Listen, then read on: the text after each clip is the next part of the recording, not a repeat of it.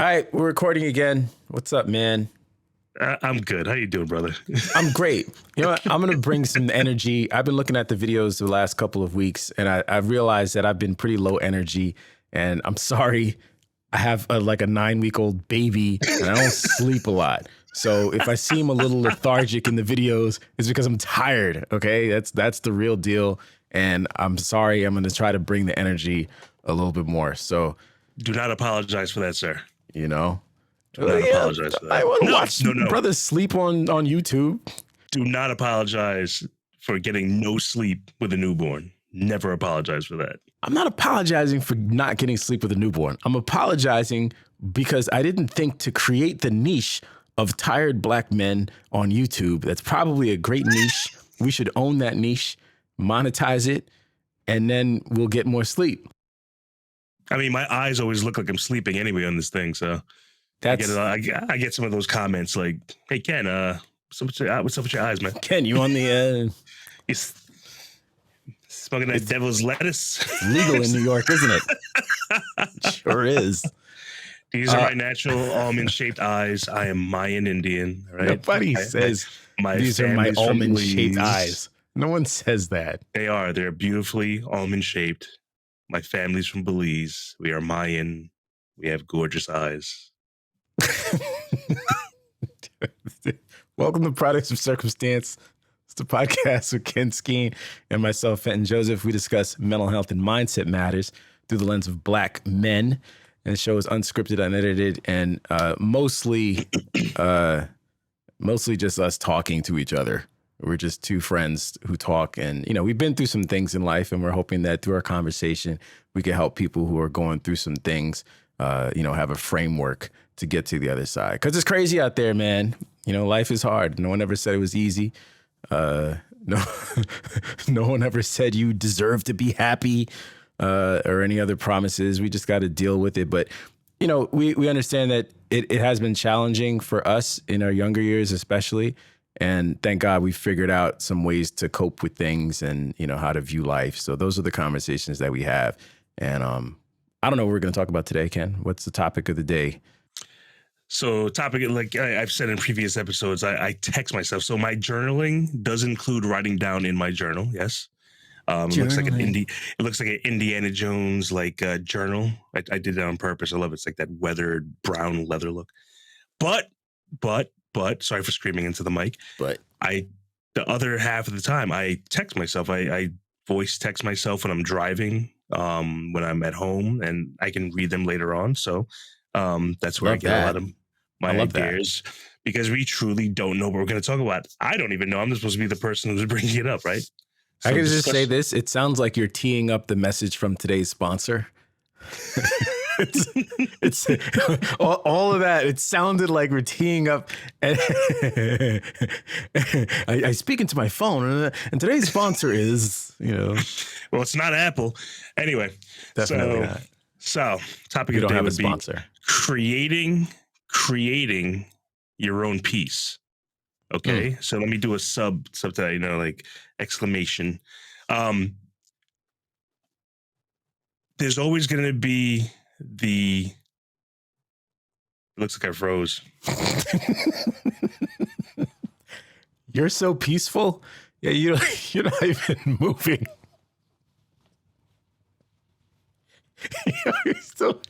You're so peaceful that you're just frozen in time, man. You're so in the moment and unbothered by everything happening around you that you don't even, that's it.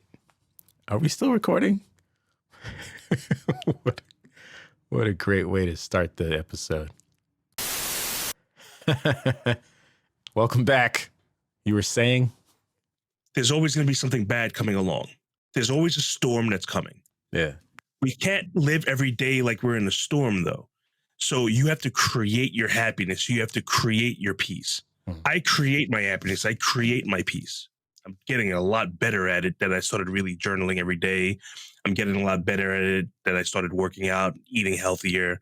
I always read, but I'm reading more or listening to more audiobooks. Keeping a lot of junk out of my brain, out of my body, right? Your body's your temple. Sounds corny, but it's real. I'm on social media, but I do it for like advertising my company, the podcast. That I use social media for what it's supposed to be used for. I stopped scrolling as much, unless it comes to Portia. And then Fenton got me into this whole rabbit hole of watches now, Yeah, buddy. which I mean, it's fun. Don't get me wrong, but I've definitely taken I've cut social media out compared to how I used to use it maybe 4 months ago to now. I'm down to about 20% use, 25% use compared to what I used to like just sit there and scroll, just aimlessly scroll. But sometimes I'd be scrolling for educational purposes also, but it's still scrolling. You're still scrolling. So instead I'll, listen to an audiobook, listen to another podcast, listen to one of our own episodes because I definitely get information from there. But let's not get off topic. You have to create your peace. You have to create your comfort. You have to create your own bliss because there'll always be storms right around the corner. And if we can learn to live with the fact that a storm is coming, I don't care how peaceful, I don't care how much money you have, right? More money, more problems, like Biggie says, Biggie Smalls and Taurus B.I.G. Anyone out there? There's always a storm literally around the corner. It's coming. I'm not trying to sound It's the truth. I'm not Debbie Downer. It is what it is. There's a storm coming. Get ready for it. But if you can prepare for those storms and create your own peace, create your own bliss, that's going to be I think that's a big key factor to life. If you're not going to create your own bliss, you're going to sit there in misery, or you're sitting there with anticipation of the storm. Yeah. There's no problem to get ready for it. When you hear there's a hurricane coming, right? We live in Long Island. There's a hurricane or a snowstorm. You prepare for it. Right. So I knew, all right, we just got snow yesterday morning. In my head, I knew I wake up early anyway. So I know I'm going to have to get outside, shovel the driveway, shovel the pathway, salt, get the cars ready. So if my wife has to leave the house, I have to leave for work. Everything's ready for when I have to go. You're preparing, right? If you're having a child, right? You're having a child. What do you prepare your house? You child-proof the house. You put the outlet covers in. You put the bumpers on. You get the crib ready. You get the bassinet ready. Whatever. Maybe you get the diapers. You get the wipe. You get all this stuff ready because you're preparing. I'm not saying that children's are storms. They will destroy like a storm, but they're amazing blessings. But you're preparing, right? So the same thing. You have to prepare in your own life for the storm around the corner. At the same time, you have to create your peace. If you're waiting for peace to come, it ain't coming to you. You have to get your mindset neutralized so that you have your own peace when you're at home, when you're at work, when you're alone. Because when you're alone, right? I know when I'm alone, I'm in my thoughts. That's not a bad thing to be in your thoughts. It's very healthy, actually. Yeah. Put it down on paper. It's good to put it down on paper, send yourself a text, whatever it may be. That's why journaling is good. So you're not so your thoughts are not eating away at you or me. I don't want my thoughts to eat away at me. I'm a human being. Sometimes your thought process, right? Your processes, as Fenton likes to emphasize the E's, they can really turn on you if you allow them to. Yeah. But if you can get them out on paper or get them out loud or be able to talk to someone, I am fortunate. Not only do I have my wife I can talk to, I have Fenton, I have other people in my life. I'm not going to start naming names. I have a nice circle of friends in my life I know I can talk to. Right. Maybe not everyone has that. Need that. But if you can get your thoughts out and not let them fester, I'm talking about even good thoughts. Good thoughts is good to talk about as well, right? You want to share your joys. You want to share. You don't want to be miserable all the time. You're not going to have people around you, although misery does enjoy company. Yeah. You don't want that. You don't want those kind of people around you. You want the miserable people around you all the time. It's okay to have some kind of misery. It's life. We're going through life, right? You're learning as you go. But, there's a big but. But, create your peace. Because if you do not take the time to create your peace, you're going to fester in misery. And do you really want that for your life? And people would think, millionaires, if I had $1 million, I'd be better off. And there's that saying of, who you are without money is who you are, because once you get money, you're just amplifying that person. Yeah. I grew up in a neighborhood, and Fenton did too, in a neighborhood where these kids had everything at their fingertips. Right. During the summer times, I was at a construction site learning to read blueprints, including heroin, and learn how to friggin' swing a hammer. Kids I went to school with were in Aruba and the Bahamas, whatever it may be, right?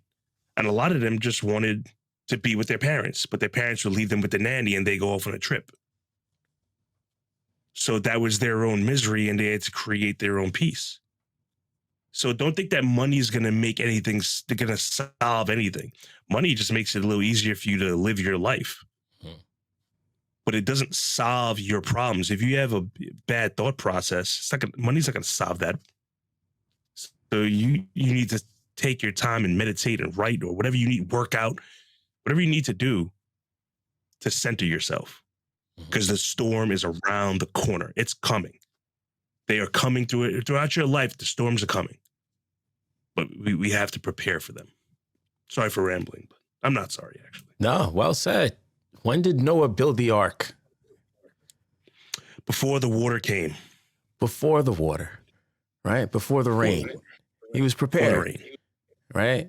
And to your point, you have to prepare. You got to know that, yeah, you know, I like to, we call them seasons, you know, and there's lulls in life. There's times when there's nothing really going on. You know, you're just hanging out with your family. You're enjoying life. You're happy. There's no emergencies.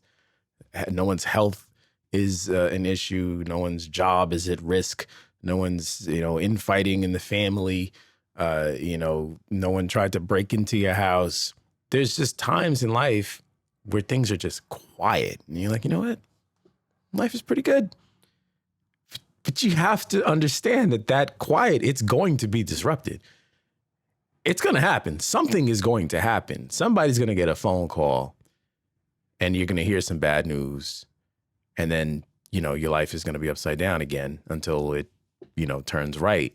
And so I really appreciate that perspective. It's like, you need to understand that these things are going to happen. We're in a constant state of change. And, you know, the world around us is always in turmoil. Like, at some point, it's going to seep into your life. And that's okay as long as you're prepared. I was like 3 Ps is like perspective, preparation, and being present. Those are my 3 Ps. Perspective, my faith gives me perspective. You know, for me as a Christian, my faith in God, trusting in Jesus gives me perspective that everything's going to be okay. It's like, yeah, things will happen, but everything's going to be okay. I already know what the end is. I don't know the details, but I know in the end, I'm going to be good. Even if it means that I have to leave this earth, I know I'm going to be good. So that gives me a certain perspective, and that gives me peace. Preparation, you ask my wife, I am over-prepared for everything. Like, I'm a bit of a doomsday, you know, type of person.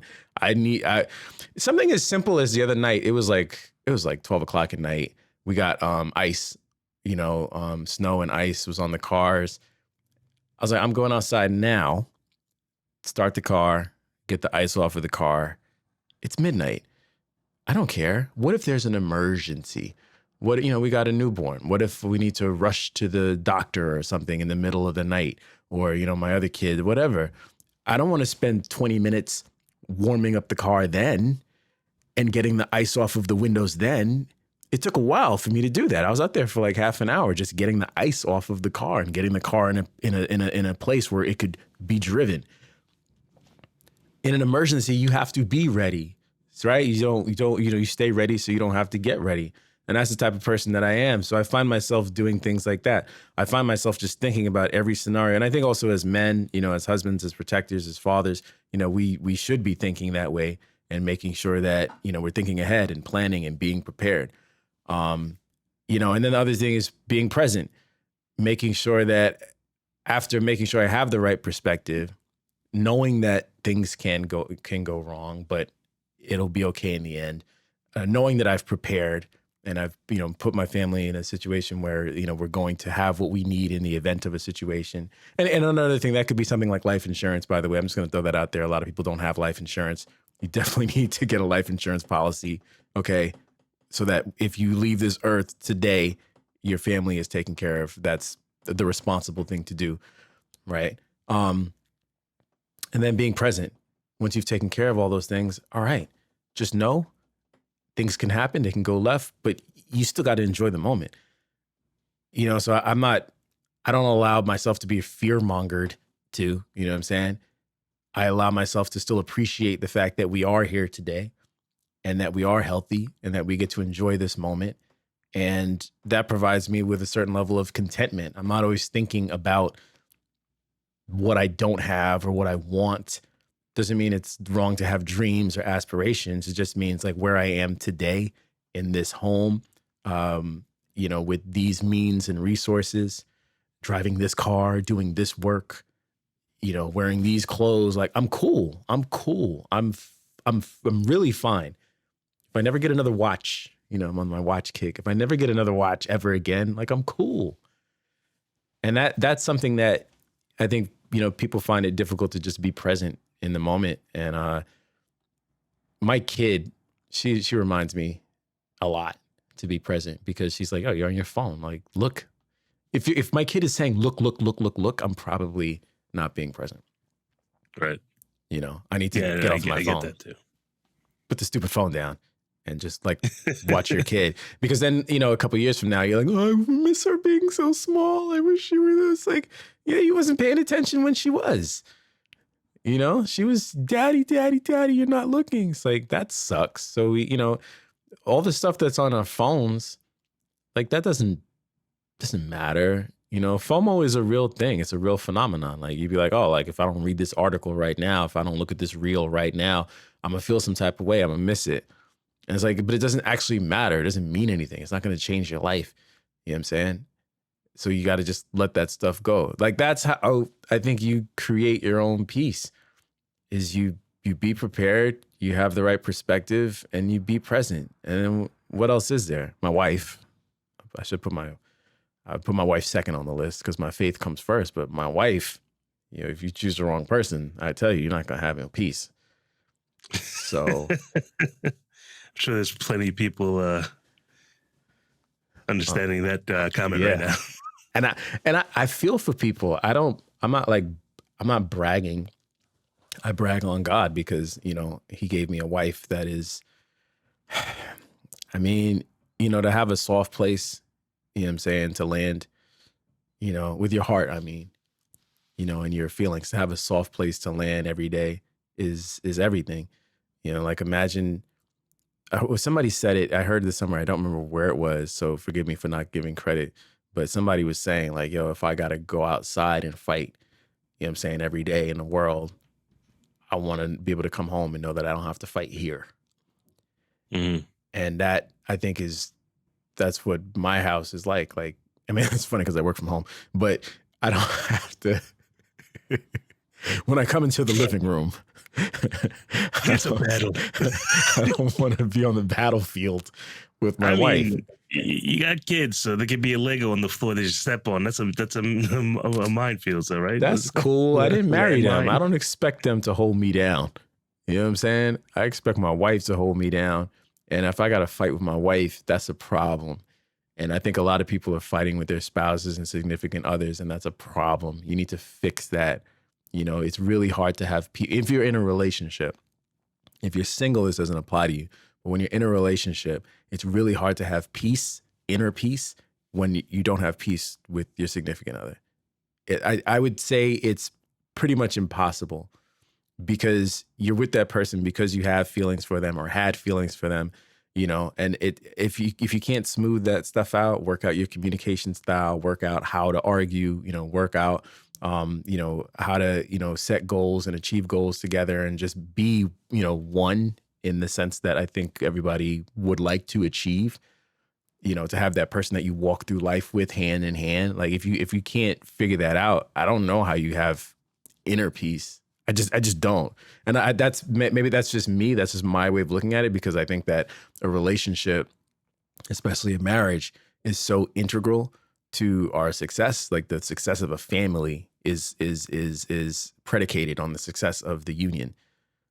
You know what I'm saying? Like you could have two people in a business agreement, you know, but that's not, I don't know what that means for the family. You know, my parents, they stayed together, even though they had issues, they stayed together physically in the same house, right?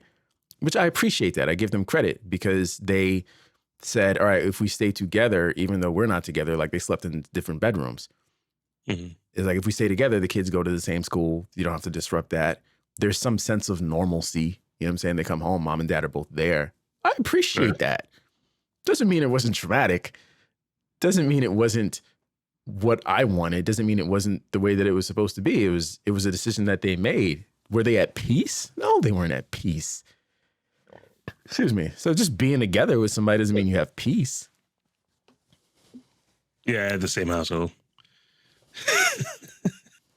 That was funny because I ended up having to, my dad took one bedroom and my mom had the other bedroom. So I had to be in a room with my brother, at an age where it's like, I felt like I should have had my own room, but I had to be in a room with my brother. It's like, this sucks. Those first world problems again, huh? First world problems. It's like, y'all suck. Why can't y'all just work it out? I love my parents and I appreciate everything that they did because that was a sacrifice. They could have just went ahead and gotten divorced. And it could be argued that maybe they should have just gotten divorced. I say it's just having their physical presence, them both of you being there, did make a huge difference. And I'm probably not as messed up as an individual as I would have been had they split completely. So thanks, mom and dad. But all that to say, having peace with your spouse is important as well. That's it. That's well all said, Fenton. Well said. Yeah. A lot of good points. Again, just creating the peace. I was speaking more creating your inner peace, but yes, having peace in your household. Again, for the people that have significant others, not always spouses, not everyone's married.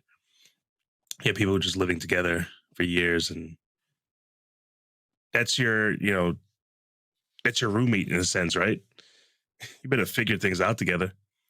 It's hard. It's hard to have Zen. Sorry to cut across you, but it's hard. You'd have to be a Zen Buddha. You'd have to be able to levitate. You know what I'm saying? And be what like, are you smoking that you levitating? I'm saying, if you're in a relationship and things are not good between you and your spouse, I can't even imagine the level of detachment from that situation that it's going to take for you to truly have inner peace. I'm just saying, this is just me saying, I can't see it. If somebody else understands how that could possibly work, please let me know. It's like, because you'd be lying to yourself if you didn't say that your emotions, you know what I'm saying, that are wrapped up in that relationship, they being invested in that relationship isn't going to impact everything. Like, bro, we have, you know what I'm saying? Like, it impacts everything. We've been married for a long time, right? We've been with our spouses. This year makes 16 years. 16 years for you. Married or together? Married. And together, like knowing each 19. other. 19, right? It's almost 20 years. This is 2024. So this is 9 years married. 9 years married, 14 years together, right? That woman is every part of me is wrapped up in that woman. And there's no way if we're having a bad day, I'm having a bad day all around. We have really great days today because we've done a lot of work and everything. But you know what it is when you used to be at work and you're like, you have an argument. This is it's not my phone. This is a controller for my fan. But you're sitting there, you're trying to work, but you can't because you're texting. You know what I'm saying, with your wife, and it's like you're having an argument or whatever, or she might be ignoring you. You're like, baby, I'm sorry. You get that one long text, the long one. It's like a story. And then no other text come through. Mess with your head, man. You can't think. You can't think, dog. You can't think about work. You can't think straight. Stomach. Yeah. You can't eat. Yeah, you know what I'm saying? You just messed up in the game. No, you can't. Seriously? For real. That's facts. Choose wisely, people. Choose wisely. But yes, again, just look, storms around the corner in your relationship, in workplace, in your own mental health, in your own mindsets. The storms around the corner. Storms around the corner. Create your peace. If you're not creating, if you're not taking the steps, that kinetic shift message, to create your own peace, right? If you're not taking a kinetic shift to create your peace and to sit on an olive branch like that, So good. you're just going to have turmoil, right? Thank you. Kinetic shift to olive branches. You're going to have turmoil. You're going to have turmoil in your mind, which is the worst thing you can have, because you're creating your own prison of just negativity, and you can't do that. You'll either way it yourself. Create your peace, create your zen, create your garden. Prepare for the storm, but don't live every day. If the storm's not there, right, it'll be there. The storm's coming, and it's coming. They're all coming. So why be miserable every day? Life will give you the chance to be miserable. Trust me, it's coming. Create the peace. Try your hardest to be happy. Enjoy what you have. Embrace the abundance that you have. Because trust me, someone wishes they had your problems. Yeah, that's like not, oh no, you don't even know what I'm going through. Someone wishes they had your problems. People are out there right now in countries with missiles over their head. People are in countries right now. You have 10-year-old kids in the Congo digging up minerals so that we can have cell phones. And God forbid they stop digging, they get hit with a stick or a rock. Someone wishes they had your problem. People at the border, this is going to rub some people the wrong way.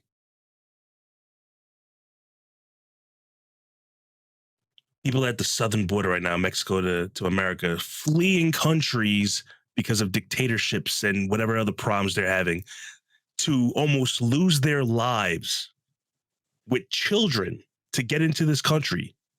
Someone wishes they had your problems. So figure out your peace and live it and enjoy it and prepare for that storm. That's all I got. You said something. It's like, if it's raining tomorrow but it's sunny today, it would be like not going outside to enjoy a sunny day today because it's gonna rain tomorrow. It's like, all right, yeah, no. Like there's a storm coming. It's like, we know something's going to come eventually, but like today you can go out and enjoy the sunshine today. That's the perspective shift. It's like, there's some people that are just very negative and they don't allow themselves to enjoy the sunny day. It's like, oh, it's beautiful outside. Let's go outside. It's gorgeous. Look at it. And I know, because it's going to rain tomorrow. Well, there's a cloud coming in a few hours, so I'm like, I'll be back. Give my sunscreen. I'll be back. I'm gonna go get some rice pudding. All right, you hold it down here. All right, lock the door behind me because I'm out. I'm gonna go. That's all I got, man. That's all I got. It's a lot. Please like, subscribe, hit the notification bell, and share with somebody on their personal development journey. There's somebody out there who might not be able to enjoy the sunny day today for fear of the rainy day tomorrow, and that's no way to live. So share this with them, and I hope we give some encouragement, and we'll see y'all next week. Peace. Peace.